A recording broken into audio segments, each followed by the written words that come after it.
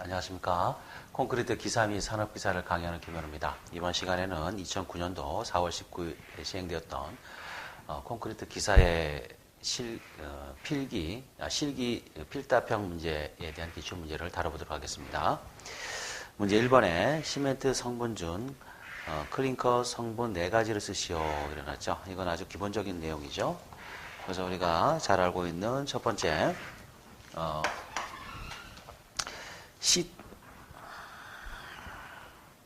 C3S라는 게 있죠, 그죠? C3S라는 게 있고, 두 번째 C2S라는 게 있고, 세 번째 보면은 C3A라는 게 있어요, 그죠? 또 네 번째 잘 쓰이는 광물 중에 C4AF라고 하는 이런 광물이 있는 걸로 우리가 공부를 했죠. 그래서 이제 C3S 같은 경우는 이제 규산 삼석회다, 그죠? 규산 삼석회. 그리고 C3S가 이제 들어가는 경우는 이제 보통 우리가 이제 조강 시멘트용으로 주로 이렇게 들어가는 많이 들어가는 그런 광물이다 이런 내용으로 이제 공부를 했던 적이 있습니다. 자, C2S 같은 경우는 이제 규산 이석회죠. 규산 이석회. 그죠? 그래서 이거 같은 경우는 이제 그 장기 강도 측면에서 이제 유리한 그런 광물이죠. 그래서 중형열, 그죠? 중형열 이런 거 시멘트. C3A 같은 경우는 알루민산 삼석회 돼 있죠. 알루민산 삼석회라고 그러죠. 그래서 C3A 같은 이런 광물 같은 경우는 초기 강도가 굉장히 빠르죠. 일반적인 이 C3S보다도 훨씬 더 빠릅니다. 그래서 이거 같은 경우는 주로 이제 초기 강도 매우 빨라서 뭐 그 초조광 시멘트라든가 이런 데 사용되죠. 그죠? 그래서 C3A라는 게 있고 C4AF라는 게 있죠. 그래서 이거는 알루민산, 그죠? 알루민산 철 4석회죠. 4석회, 그죠? 석회. 알루민산 여기 철이죠, 그죠? 알루민산 철 4석 이렇게 쓰죠, 그죠? 그래서 이거 같은 경우는 이런 광물 같은 경우는 그 화학적인 저항성이 매우 우수한 이런 특성을 가지고 있죠. 화학적 저항성이 매우 뛰어나다, 그죠? 그래서 이제 주로 이거 같은 경우는 이제 그 해양 콘크리트 이런데 주로 이제 많이 사용되죠. 그래서 내황산염 시멘트 이런 것들이 있게 되겠죠. 그래서 이제 이렇게 4가지 광물을 이제 정리를 해보시면 될 것 같고요. 문제 2번에 보시면은 다음 물음에 답 서술하시오 그랬죠. 첫 번째 압축 강도에 대한 제하 속도 기준 물어봤죠. 압축 강도 제하 속도 기준이 어떻게 되죠? 0.6이죠. 0.6 플러스 마이너스 0.4 메가파스칼이죠. 초당 0.6 플러스 마이너스 0.4 그죠? 초죠. 그죠? 이런 식으로. 그 다음 휨 강도에 대한 제하 속도 기준. 휨 강도는 어떻게 되죠? 0.06이에요. 0.06 플러스 마이너스 0.04 그죠? 메가파스칼 초죠. 동결융의 저항성 측정 시 1사이클의 온도 범위와 시간을 이제 서술하라 그랬네요. 우리가 이제 동결융의 저항성 측정할 때는 어떻게 해요? 4도씨에서 마이너스 18도까지 한번 떨어뜨리고 다시 다음에 어떻게 해요? 마이너스 18도에서 4도씨까지 상승을 시키죠. 그리고 이제 이 시간, 온도 범위는 이렇게 되고, 이제 시간은 어떻게 합니까? 한 사이클당 시간은 2시간에서 4시간 범위 안에 들어오죠. 문제 3번에 품질 관리 PDCA 4단계에 대해서 설명을 하시오. 이래놨네요. 그죠? 4단계. 우리가 이제 요거는 그냥 기본적으로 우리가 이거 다 아는 내용들인데 다시 한번 내용 간단히 한번 살펴보죠. 자, 첫 번째 품질 관리에 대한 우리가 이제 그 단계를 나눌 때 어떻게 PDCA 그죠? 플랜 투 체크 액션이죠. 그죠? 처음에 플랜이에요. 그죠? 플랜. 자, 플랜 같은 걸 뭐라고 그래? 계획이잖아요. 그죠? 어떤 그 공사를 진행하는 데 있어서 이제 계획을 해야 된다. 다시 말해서 이제 시공 계획서를 작성하는 이런 것들이 이제 그 플랜, 계획에 해당되겠죠. 그래서 이거는 이제 어떤 목표를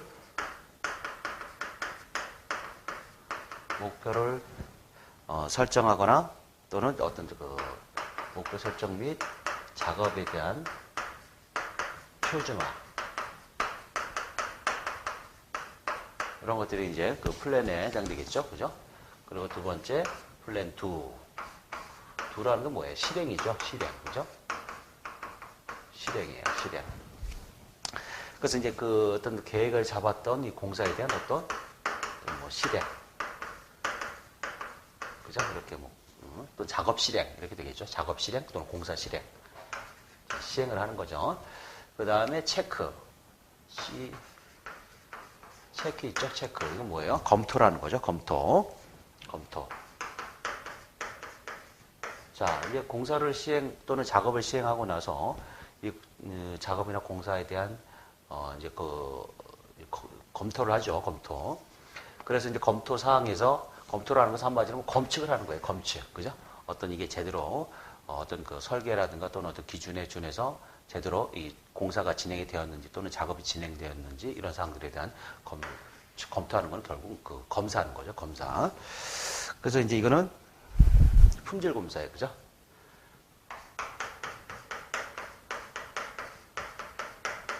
품질 검사에 해당되는 거다. 그래서 이거는 이제 그 관리도 기법에 의해서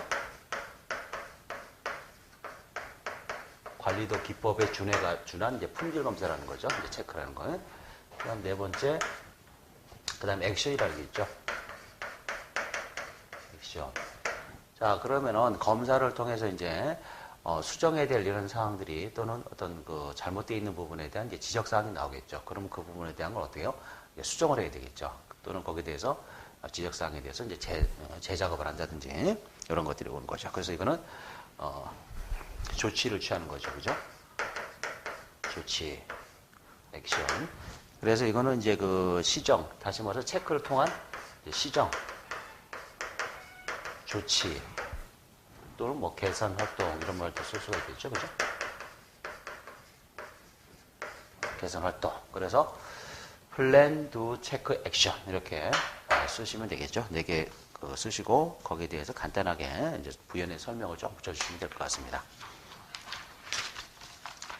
문제 4번에 콘크리트 시방 배합으로 각 재료의 단일함과 현장 골재의 상태는 다음과 같다. 자, 물음에 답을 하시오. 이래놨어요. 그리고 이제 시방 배합표가 주어졌고, 그 다음에 이제 현장 골재 상태에 대한 그 조건들이 주어졌죠. 그래서 그랬을 때 첫 번째 이제 단위 골재량을 구해보시오. 그랬어요. 그죠? 요거에 대한 거.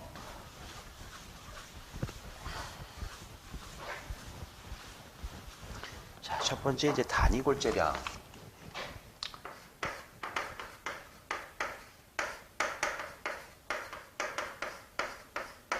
자, 단위골재량 그랬죠? 단위골재량. 그럼 우리 단위골재량을 이제 구해야 되는데 단위 장골재량 여기 그죠? 단위 장골재량을 구해야 되는데 우리가 이제 이거는 이제 여기 주어져 있는 표에 주어져 있는 게 이제 시방 배합표에 대한 내용을 가지고 뭐 어떻게 하는 거예요? 현장 배합을 하라는 얘기죠. 현장 배합에 대한 단위 장골재량을 구하라는 거예요. 그래서 첫 번째 우리가 이 현장 배합을 하기 위해서 첫 번째 이제 검토해야 될 게 뭐예요? 입도에 대한 조정이죠, 그죠? 입도 조정을 한번 해줘야 돼요. 처음에. 입도 조정인데, 자, 입도 조정에 대한 거 보니까, 자, 여기서 이제 보면은, 이거를, 이제 뭐, 그래서 장골재량을, 단위골재량을 X라고 봅시다. 그리고 이거에 대한 입도 조정의 식이 있었죠. 100 마이너스 가로 열고 A 플러스 B분지 100 곱하기, 자, 이거 단위 장골재니까 단위 장골재량 S죠. 라지 S. 자, 마이너스, 자, 그 다음에 B 곱하기 가로 열고 라지 S 플러스 G라고 하는 이런 식이 있었어요. 그죠? 이런 식. 그래서 일단 여기서, 먼저 이걸 가지고 입도에 대한 조정을 먼저 해줘야 되겠죠. 그래서 100 마이너스. 자, A라고 하는 거는 여기 보니까, 이제 입도에서 보니까, 이거는 이제 A라고 하는 거는 장골재 중에서 남아있는 양이라고 그랬죠. 남아있는. 이 장골재 중에서 남아있는다고 하는 건 결국 뭐죠?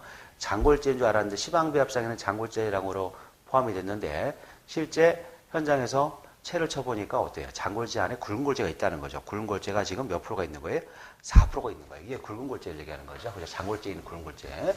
그래서 이거 이제 4% 그대로 써줘요. 플러스. 자, 그 다음에 이제 B 같은 경우는 뭐죠? B 같은 경우는 굵은 골재 속에 이제 5mm를 통과하는 양이 2%라 그랬죠.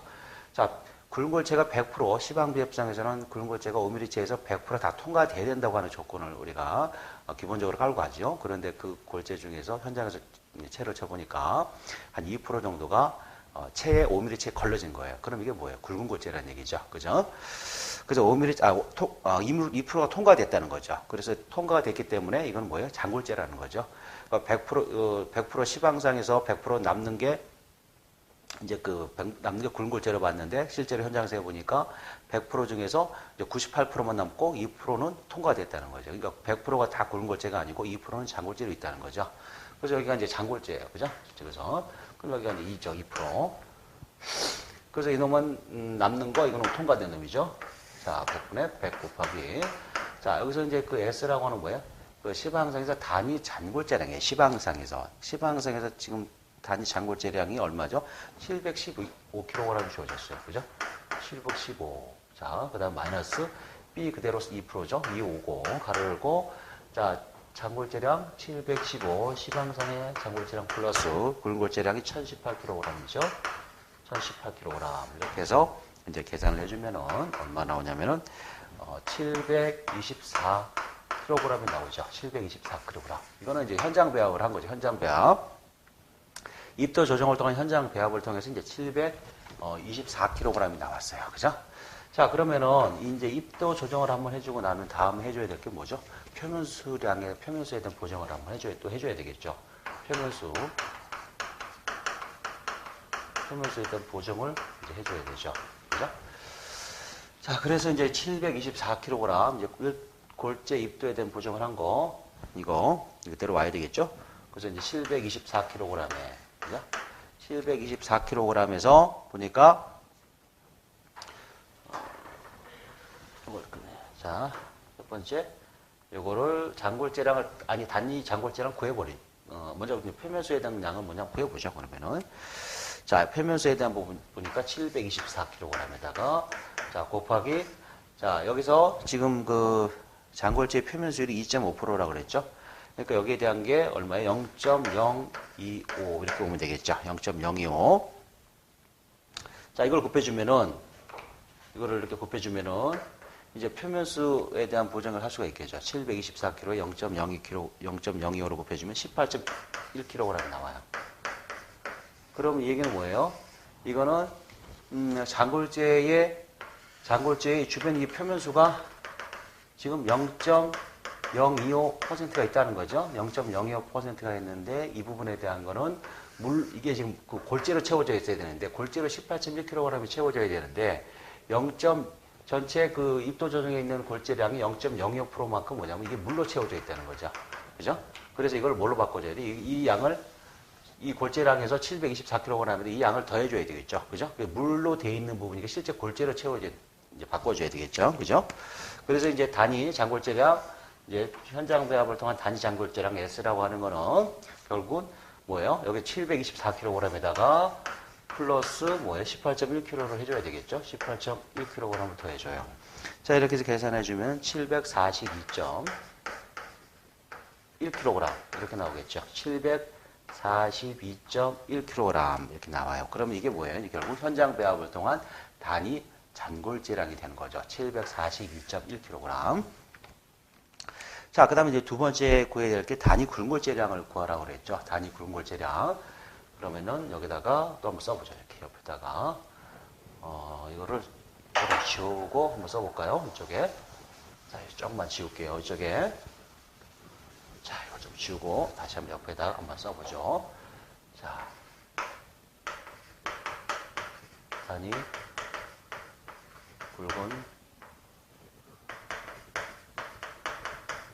골재량. 그죠? 자, 첫 번째 입도 조정. 똑같아요. 입도 조정. 자, 보니까 이제 이거를 Y라고 합시다. 그죠? 자, 그러면 입도 조정할 때, 자, 식을 한번 또 볼까요? 100 마이너스 스몰 a 플러스 b분의 자, 100 곱하기 뭐예요?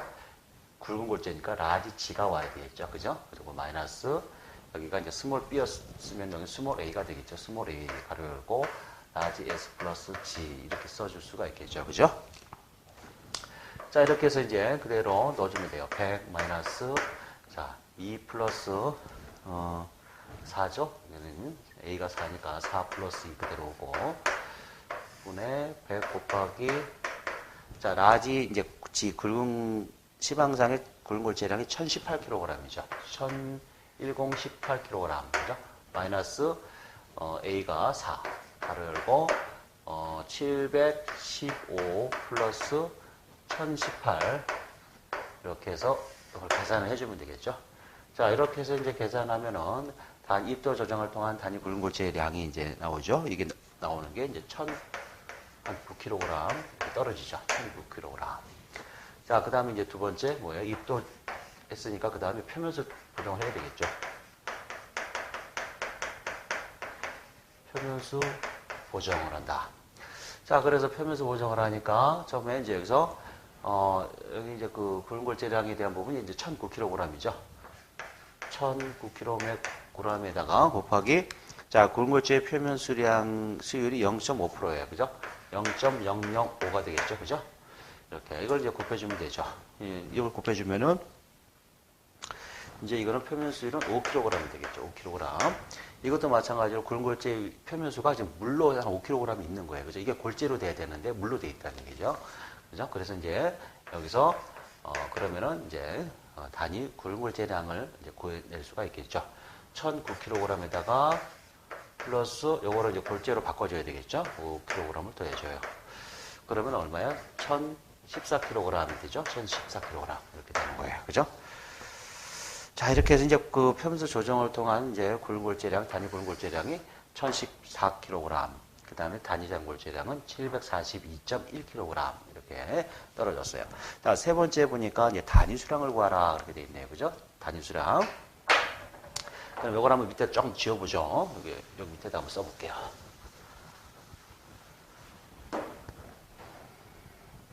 자, 세 번째 이제 단위 수량.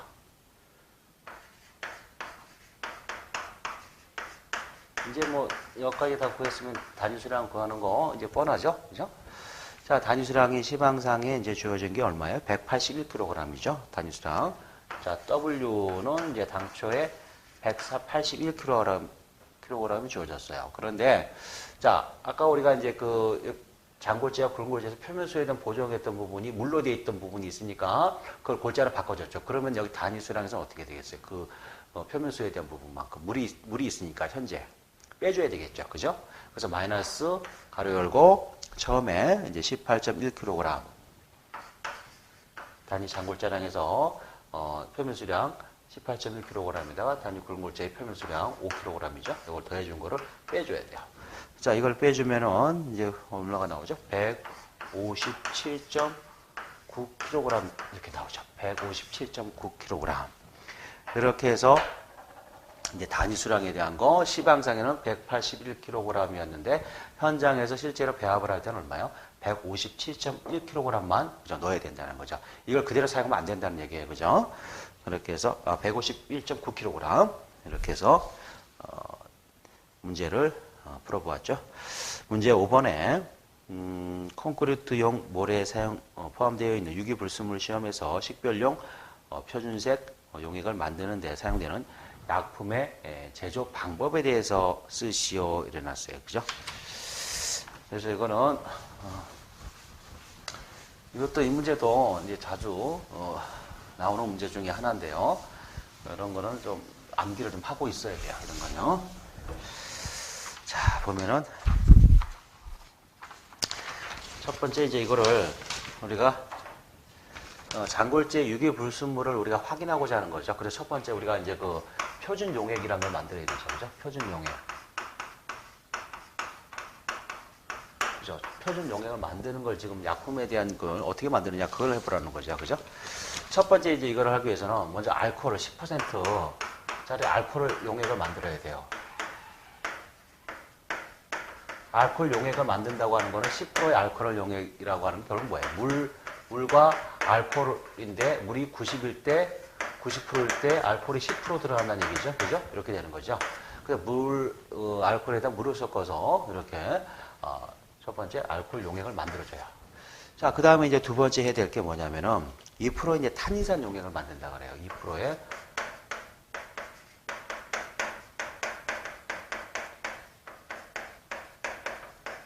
2%의 탄닌산 용액을 제조한다. 그죠? 2%의 탄닌산 용액. 자, 2%의 탄닌산 용액이라고 하는 거는 뭐냐면은,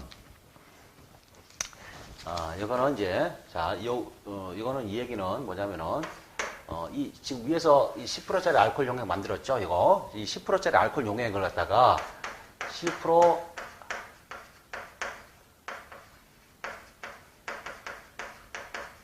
알코올 용액이 자, 98%가 되는, 그러니까 98. 그러니까 쉽게 얘기하면 98%예요. 그죠? 여기다가 비율로 따지면 98이고, 그 다음에 이 탄닌산 가루라는 게 있는데, 이 탄닌산 가루를 2% 넣어주라는 얘기예요. 그죠? 그래서 가루가 한 2% 정도, 이 비율이 되게. 그래서 98대 2로 해서 넣어주면은 뭐예요? 이게 2%짜리 탄닌산 용액이 되겠죠. 2%짜리 탄닌산 용액.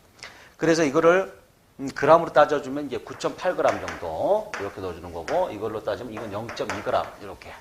그래서 비율은 어쨌든 98대 2 이렇게 비율로 해서 알코올과 그 다음에 2% 탄닌산에 대한 거 이렇게 비율로 섞어준다. 그죠? 이제 그 내용으로 이해를 하죠. 그래서 이제 10%짜리 알코올 가지고 일단 2% 탄산 용액을 이제 만들어줬죠. 자, 그 다음에 이제 세 번째 해야 될 게 뭐냐면은 이 탄닌산 용액을 만들고 나면 그 다음에 3%짜리 3%짜리 이제 수산화탄 용액을 만들어야 돼요.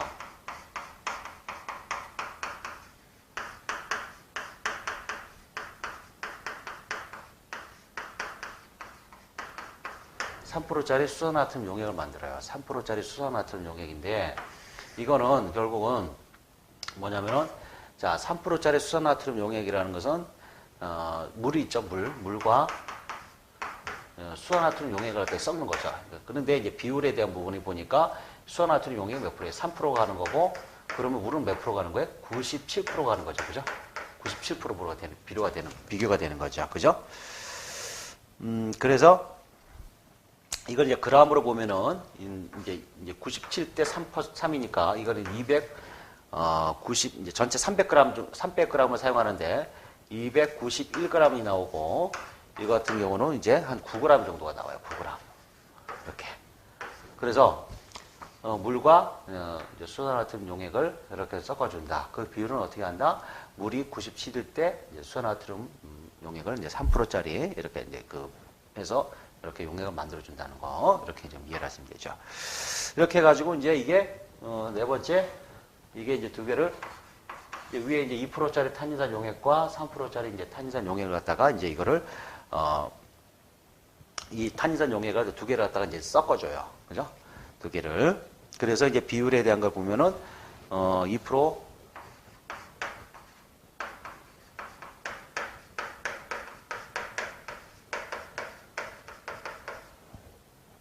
요거를 이렇게 쓰지 말고 요거를 이렇게 해보죠.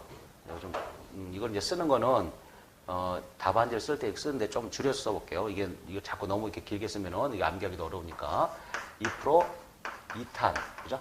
좀 축약해 써볼게요. 2% 탄이산 플러스 뭐요? 3수, 그죠? 이거 시험장에서 이렇게 쓰라는 얘기가 아니에요. 좀 줄여서 여기서 이제 써보려고 이렇게 제가 이제 표현을 좀 이렇게 간략하게 지금 하는 겁니다. 그 2% 탄이산과 이제 3% 이제 그 수산화탄을 섞는다는 거죠, 그죠? 그런데 이거에 대한 걸 보면은 이게 이제 그 그램수로 그 밀리리터로 보면은 2%짜리 탄이산 용액은 2.5ml, 2.5ml 이렇게. 그러면은 100으로 봤을 때 자 3%짜리 수산화탄 용액은 몇 프로 얼마죠? 이거는 이 100에서 2.5로 빼면 되겠죠? 그럼 97.5ml가 되겠죠? 그죠? 97.5ml예요. 이렇게. 그러니까 2% 탄닌산 2.5ml와 그 다음에 3% 수산화탄 용액 97.5ml. 그죠? 이거를 두 개를 이제 섞어주는 거야. 섞어주면 뭐가 이게 표준 용액이 된다는 거죠. 표준 용액. 그래서 이제 이게 표준 용액이 되고, 일단 여기서 답안지 쓰는 건 이렇게만 쓰면 되죠. 그런데 이제 참고로 보면 또 시험 용액이라는 게 있죠. 그죠? 그것도 시험 용액도 이렇게 해서 그 무색의 투명 유리병에다가 시료를 이제 채우죠. 이렇게 시료를 채우고, 이게 135ml인가 채워요. 이렇게. 그 다음에 여기다가, 여기다가 이제 수산화트륨 용액을 또 넣어줘요. 용액을 넣어서 여기 한 200ml까지 이렇게 채워주죠. 이렇게 해서 두 개를 흔들어서 이거를 이제 24시간 이렇게 방치를 해준 상태에서 이것과 이 표준 용액에 대한 색깔을 이제 비교를 하게 되는 거죠. 색깔을 비교했을 때 이 시험 용액이 표준 용액보다 색깔이 옅은 색깔이 띈다 그러면 이건 이제 합격이다. 오케이. 이렇게 볼 수 있다. 이런 내용으로 우리가 이제 판별을 하는 겁니다. 그죠?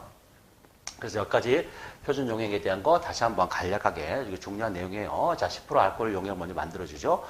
만들어주고 이 10%짜리 알코올 용액 가지고 뭘 해요? 2탄이에요. 그죠? 2탄. 암기할 때 2탄 이렇게 하고 그 다음 밑에는 뭐예요? 삼수죠? 삼수. 그죠?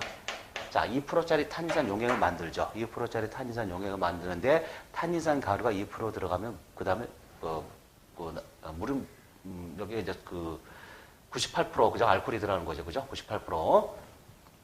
10%짜리 알코올용에 이제 98이 들어가는 거예요. 비율이. 그리고 이제 3%짜리 수산화트륨 용액을 또 만들어야 되죠. 수산화트륨 용액을 만든다. 이 수산화트륨 용액을 만들 때는 자, 수산화트륨 용액이 지금 3%가 들어가면은 자, 물은 얼마가 돼요? 물은 97%가 들어간 거죠. 비율로 따져봤을 때. 그죠? 그렇게 해서 요거를 수산화 3%짜리 이제 수산화트륨 용액을 만들어주고, 그 다음에 마지막 두 개의 어떻게 2%와 2탄 삼수죠. 더하는 거죠. 그죠? 이거를 섞어준다. 섞어줄 때 2%짜리인데 몇 g을 쓴다? 몇 ml 쓴다? 2.5ml를 써준다. 그죠? 이거. 그러면 나머지는 얼마에? 97.5ml 이렇게 나오겠죠. 그래서 두 개를 섞어주게 되면 이게 최종적으로 뭐다? 표준 용액이 된다. 그죠? 그리고 나머지 이제 시험 용액과 비교를 해볼 수가 있겠다. 그죠? 이렇게 해서 평가를 해보는 어려운 내용으로 보시면 될 것 같습니다. 자, 문제 6번에 매스 콘크리트의 온도 균열 발생 여부에 따른 검토는 온도 균열 지수에 의해 평가가 되어진다. 자, 다음에 물음에 답을 하시오. 이랬어요. 자, 첫 번째 보니까 온도 균열 지수의 정밀식을 쓰라 그랬죠. 온도 균열 지수. 자, 온도 균열 지수 정밀식. 이거 매우 중요하죠, 식이. 근데 아주 간단하면서도 매우 중요한 식이에요. 자, 볼까요? 어떻게 돼 있죠? 자, 온도 균열 지수라고 하는 거는 첫 번째 IC, 자, 이거를 보통 이렇게 표시하죠. 온도 균열 지수를 ICR 이렇게 표시해줘요. 그죠? 그래서 온도 균열 지수라는 걸 하는 거는, 이거는, 자, 온도 균열 지수는, 자, 이거는 맨 위에가 뭐냐면은, 자, 이거는 그러니까 재령, T 시간 동안에, 그죠? T 시간 동안에 콘크리트가에서의, 뭐냐면 콘크리트에서의, 인장 강도를 얘기하는 거예요. 인장 강도. 단위 뭐예요? 메가파스칼이죠. 그죠? 인장 강도를 얘기하는 거야. 그러면 이제 분모, 쪽은 뭐예요? 이거는 재령 T 시간 동안에서의 뭐냐면 콘크리트의, 온도에 따라서 온도에서 발생되어지는 응력이에요. 그죠? 그래서 온도 응력이라고 하죠. 콘크리트 온도 응력이다. 그러면은, 결국 이게 정밀식인데, 자, 인장 강도가 이게 크다는 얘기는 뭐예요? 이게 온도 균열 지수가 크다는 거죠. 온도 균열 지수가 클수록 어떻게 해요? 콘크리트 균열이 생길 확률이 적어지겠죠.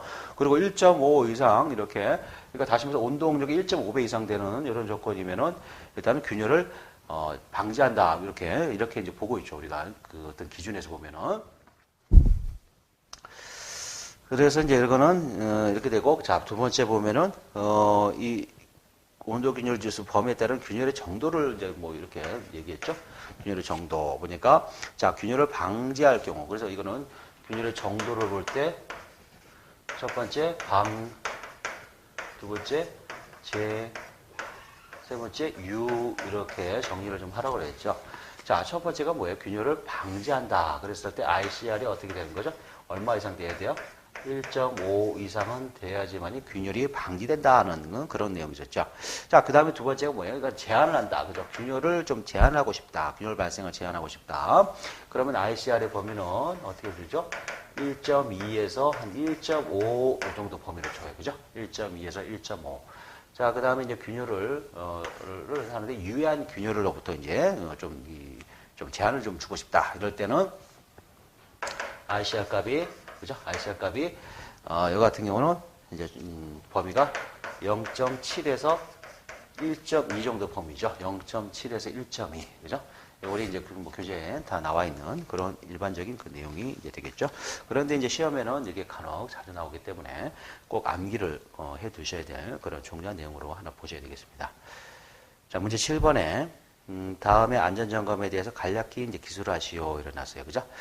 그래서 초기 점검, 그다음 정기 점검, 정밀 점검, 긴급 점검이라고 되어 있죠.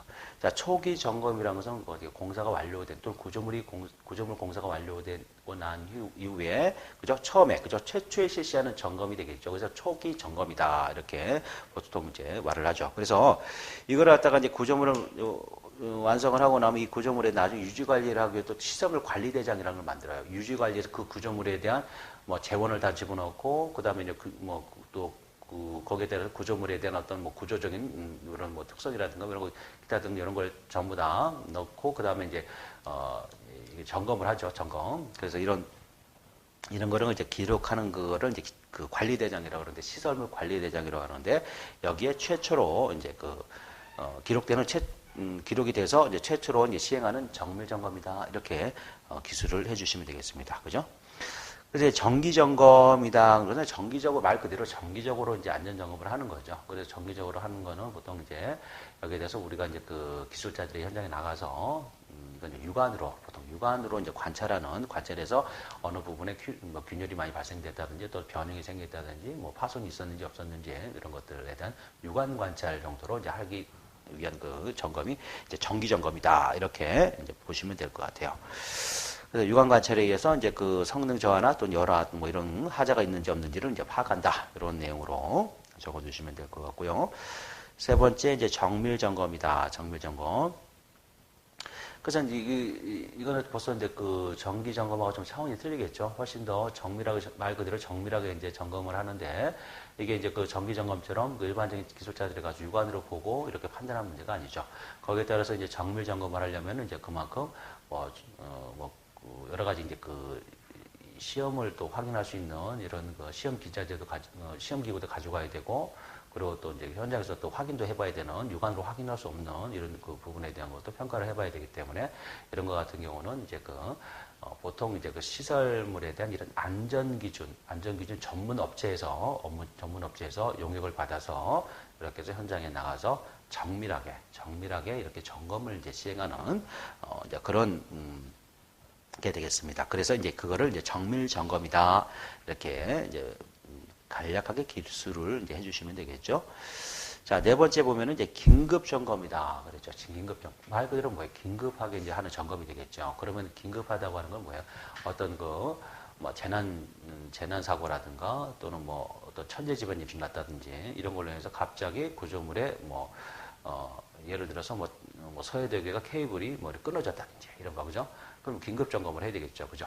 이런 식으로. 그래서 이렇게 가서 이제 긴급하게 이렇게 이제 긴급을 요하는 이런 사태에 따라서 이제 실시하는 안전점검이다 하는 이런 내용으로 이제 기술을 해주시면 되겠죠.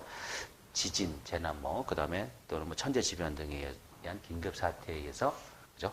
긴급하게 이제 실시하는 그런 점검이다. 이런 내용으로 기술을 해주시면 되겠습니다. 자, 문제 8번에 보시면은 다음에 종류별 굵은골재 유해물 함유량 한도를 쓰라고 되어 있죠. 자, 보니까 이제 굵은골재에서 유해물 함유량 보니까 점토 덩어리는 최대치가 얼마로 이하로 제한을 두나요? 0.25%야. 그죠? 0.25%. 연한 석편 5%죠. 5% 제한을 두고 있죠. 0.08mm 최대한 통과량은 1%. 그죠? 1%. 최대치가 1%. 그러니까 1% 미만으로 이하로 가야 되죠. 그죠? 문제 9번에 아래의 장골재 밀도 시험 결과를 이용하여 시료의 표면 건조 포화 상태의 밀도를 구하라. 우리 있죠. 단 시험 온도의 물의 밀도는 1g per 세제곱센치다. 자, 그 다음에 이제 보니까 물과 플라스크 질량, 그 다음에 시료의 표면 상태 질량이 있고, 물, 시료, 플라스크 질량, 그 다음에 시료의 절대 건조 질량, 이렇게 지금 나와 있죠. 자, 그러면 이것도 우리가 이제 일반적인 시계에서도 한번 이거 간단히 이제 풀어보는 그런 내용이죠. 자, 보면은, 자, 표면 건조 포화 상태 질량, 이거 식이 있었죠? 자, 표면 건조 포화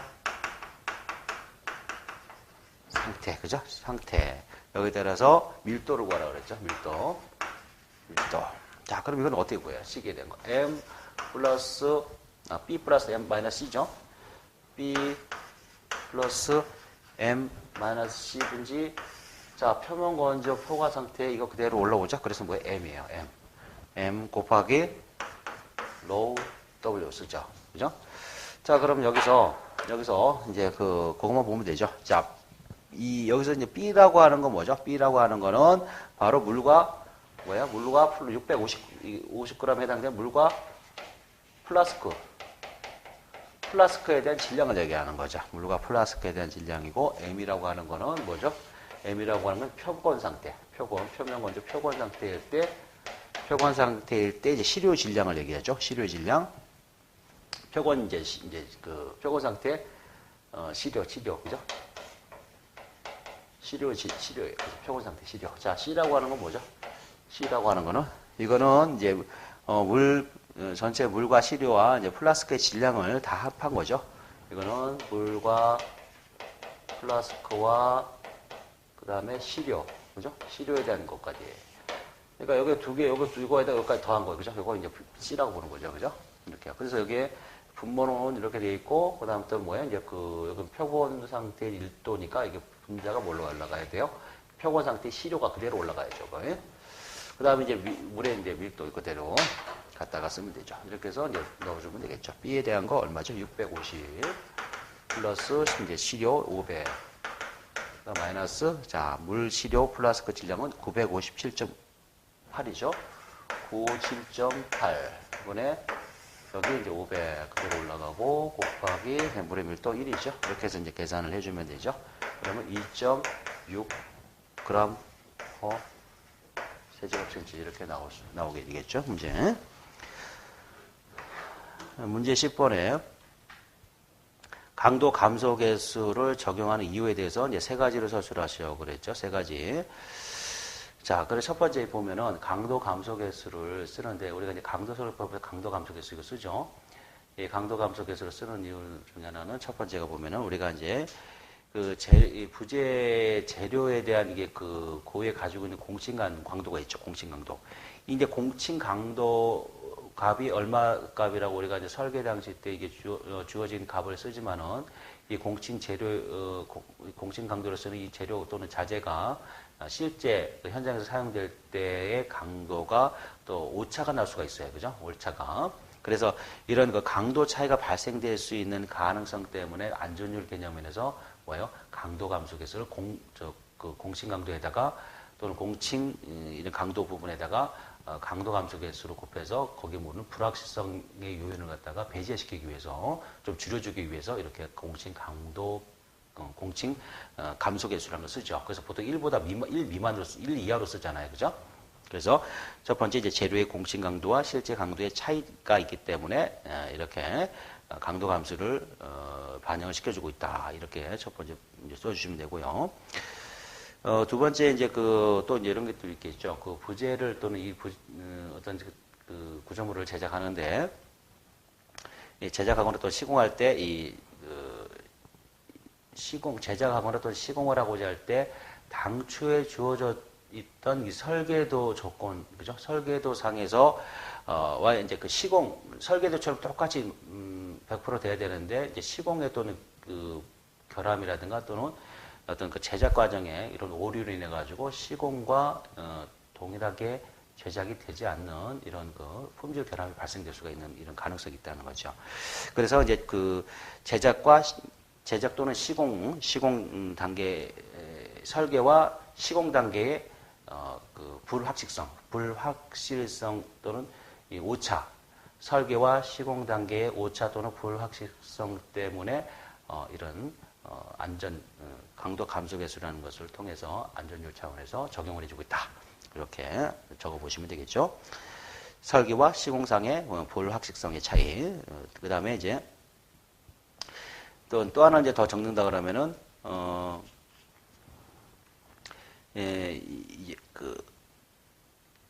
설계 당시에 이를 이제 해석을 하죠. 이제 구조적인 해석을 하는데 이런 구조적인 해석을 하는 이런 단계에서의 불확실성에 따른 어떤 그 실수를 한다든지 또는 어떤 그 적용을 잘못해가지고 이제 설계 단계에서부터 이런 오류가 발생했다든지 또는 착오가 발생된 걸로 인해서 이렇게 해서 혹시 이제 예기치 않은 이런 그 강도의 그 저감을 가져올 수 있는 이런 부분에 이제 문제가 발생될 경우에 이렇게 미리 그 안전율 차원에서 이렇게 잡아준다.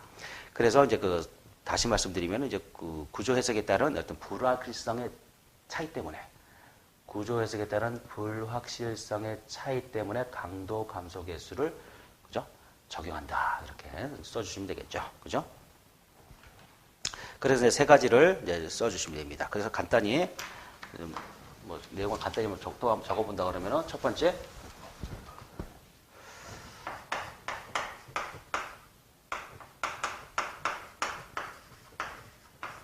공신 강도와 실제 강도 차이가 있다. 그죠? 이렇게 좀 적어줄 수 있겠고. 두 번째, 아까도 잠깐 뭐 또 말씀을 드렸지만 뭐예요? 설계와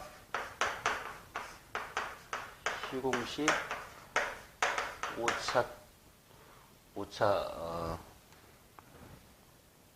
오차로 인한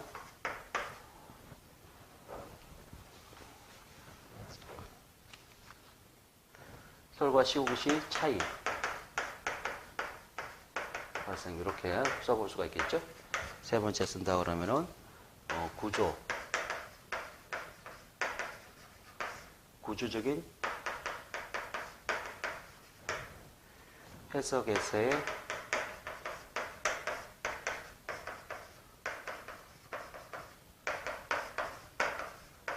불확실한 오차 때문에 오차 발생 이런 식으로 써주면 되겠죠. 구조적 해석에 의한 불확실한 오차 발생, 뭐 설계와 시공상의 차이 발생, 그 다음에 공신 강도와 실제 강도의 차이 이 정도로 내용을 적어주시면 되겠습니다. 문제 11번에 장골재 체가람 시험 결과 각 재의 잔류량이 다음과 같을 때 조림률을 구해보시오. 이러났죠. 그래서 이거는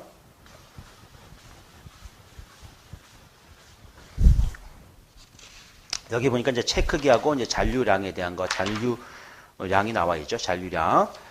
그래서 이거를 이제 정리를 좀 해야 되겠죠. 표를 갖다가. 자, 표를 한번 또 간단히 정리를 한번 해보죠. 보니까 8개가 나눠져 있죠.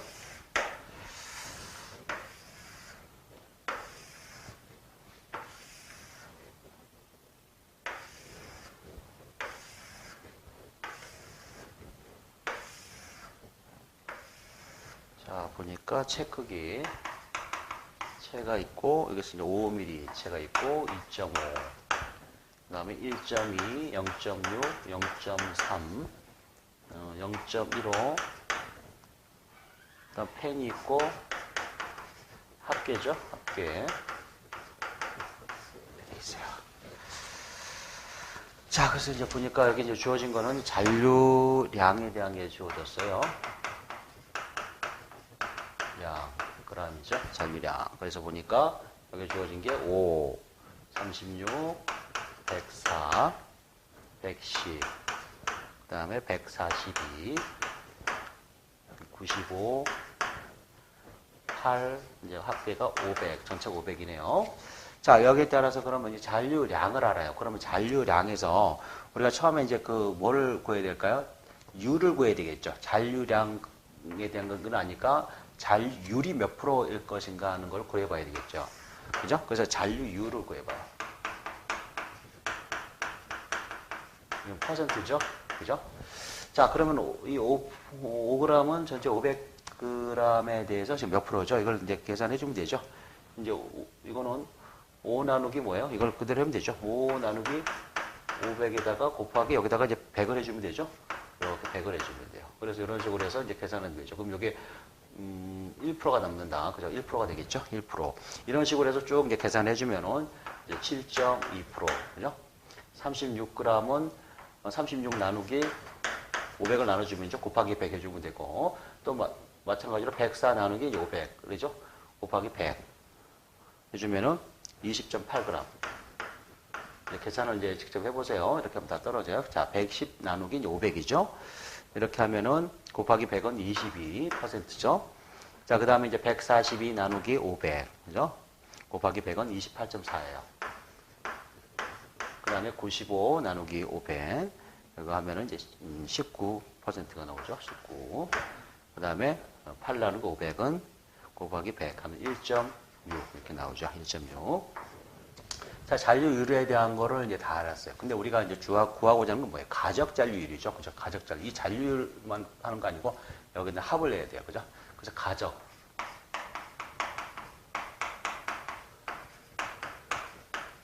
이게 중요하죠. 그죠? 이게 가장 중요한 거죠. 자, 그러면 이제 여기서 뭐야? 그대로 이거는 1이 될 것이고. 그죠? 이거를 더해보면 되겠죠. 7.2에다가 1을 더해주면 8.2가 되겠죠. 8.2%가 될 것이고. 자, 그 다음에 또 뭐예요? 이거를 더해야 되겠죠. 이렇게 20.8에다가 8.2를 더해줘요. 그러면은 얼마죠? 이거는 29%가 나오겠죠. 29가 나올 것이고. 다시 여기다 이렇게 더해주면은 22에다가 29를 더해주면 51이 되죠. 51이고 이걸 또 이렇게 더해주면은 79.4. 79.4에다가 이걸 또 19를 더해주면은 이제 98.4가 돼요. 98.4. 자, 그 다음에 이제 98.4에다가 마지막 이건 펜이죠. 펜이니까 필요 없고. 여기 다음에 이제 100이죠. 이게 100인데 이제 펜이니까 필요 없고. 자, 그러면 이제 조림 여기서 이제 우리가 이제 FM 이제 이걸 구해야 되겠죠. 그죠? 자, FM. 자, 이거는 100분의 자, 여기서 이제 근데 이거를 간혹 이제 우리가 체가름에 쓰이는 체가 아닌, 이제 그 시험에서 들어가는 체가 아닌 경우가 있어요. 그건 다 제외를 시켜야 되죠. 이거는 좀 해당이 돼요. 우리가 체가름 시험은 기본적으로 몇 밀에서 80에서 0.15mm까지 해서 몇 개 채를 써요? 10개 채를 쓰죠. 그죠? 10개 채를 쓰는 거예요. 그래서 8, 40, 80, 40, 20 이렇게 나가죠. 그래서 이제 5mm 채는 이거 들어가죠. 당연히 들어가고, 그 다음에 이거 절반 2.5 들어가고, 다 들어가요. 1.2, 0.6, 0.4 다 들어가죠. 그죠? 이건 다 들어가네요. 여기서는. 자, 그러면 그대로 이제 여기다가 더해볼까요? 이제 가적자율 1 플러스 8.2 플러스 그 다음에 29죠? 29 더하기 그 다음에 얼마죠? 79.4 더하기 그 다음에 98.4 그죠? 여기까지죠? 여기까지 다 더해주죠? 자, 이걸 더해서 이제 계산해보면은 얼마예요? 2.67이죠? 그죠? 2.67 우리가 이제 그 장골제의 조림률 범위가 얼마예요? 2.3에서 3.1인가 되죠? 그죠? 이렇게 되나요? 이렇게. 그래서 요거는 뭐예요? 입도가 좀 양호한 상태가 되는 거죠. 그죠? 이렇게 해서 이제 조림률 구해내보시면 되겠습니다. 자, 문제 12번에, 그러니까 그 개수 전단력이 60kN일 때 전단 철근의 보강 없이 콘크리트만으로 지지하고자 할 때 최소 유효 깊이는 얼마인가? B는 400mm, FCK는 21MPa, FY는 400, 람다는 1이다. 자, 우리가 이제 전단 철근에 대한 보강 없이 할 때 조건 이게 이제 기본적으로 조건이 있었죠, 그죠? 그 조건만 맞으면은 이거를 전단 철근 보강을 하지 않아도 되죠. 자, 전단 철근을 보강 없이 가는 경우는 어떤 경우죠? 개수 전단력 값이, 자, VU가 어떤 경우에요? 이게 뭐보다 작아야 돼요? 자, 콘크리트가 부담하는 전단력의 2분의 1, 그죠? 2분의 1 값보다도 작은 상태. 2분의 1, 그죠? 파이 VC 값보다 최소, 이거보다 이하일 때, 그죠? 이하일 때, 개수 전단력 이하일 때는 어떻게 해요? 전단 철근을 보강하지 않아도 된다는 조건이 있죠. 그죠? 이걸. 그래서 이거 식을 가지고 그대로 이제 이용을 하면 되겠죠. 그래서 보면은, 요거는 VU는 2분의 1 파이 VC인데, VC라고 하는 거 어떻게 구하죠? 6분의 1 람다 루트 FCK 곱하기 EWD 이렇게 쓰죠. 그죠? 요거는. 그럼 여기다가 이제 그대로 개수 전단력에 대한 게 60kN이니까 6만이죠. 60000. 자, 이거는, 자, 2분의 1 0 곱하기 0.75에 곱하기 6분의 1에 람다는 1이죠. 루트 곱하기 1이고, 루트, 자, FCK, 설계 기준 강도가 지금, 21이죠. 21 곱하기. 여기서 이제 최소 유효 깊이라는 게 이걸 구하라는 거 아니에요. 그죠? 이거, D를 구하라는 거예요. 그래서 이때 B를 보니까 400이 주어졌죠. 곱하기 D, 이렇게 돼 있죠. 그다음 여기서 이제 이거 전부 다 계산해서 이걸 넘기고, D만 끄집어내면 되겠죠. 그래서 D는 끄집어내보면은 523.72 mm 나오겠죠. 523.72. 그죠? 523.72. 이렇게 해서 구해볼 수가 있습니다. 이렇게 해서 기출문제 내용을 다뤄봤습니다. 자, 대단히 수고하셨습니다.